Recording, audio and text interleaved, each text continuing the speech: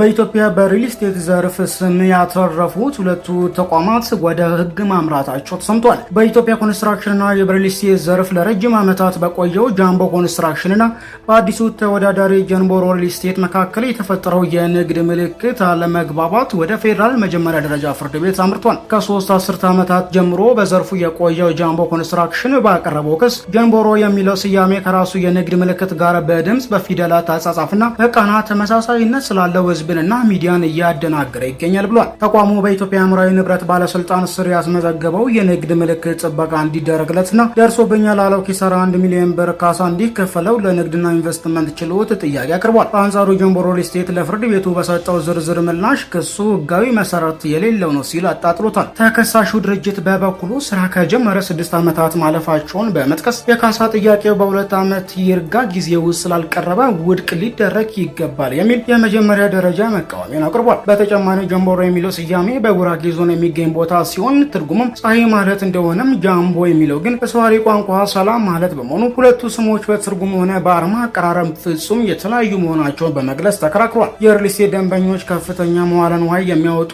ንቁ ተጠቃሚዎች በመሆናቸውን በስም በመሳሰል ብቻ አይታለሉም ያለው ጀንቦሮ ሪል ስቴት ክሱ ተወዳዳሪ ገቢያን ከማስወጣት በክፉ ልቦና የቀረበ ነው ብሏል። በዚህ ምክንያት ፍርድ ቤቱ የካሳ ጥያቄውን ውድቅ እንዲያደርግና የህግ ወጪዎችን ከሳሹ እንዲሸፍንም ጠይቋል። ጉዳዩ በአሁኑ ወቅት በፍርድ ቤት በሂደት ላይ እንደሚገኝ ለመረዳት ተችሏል።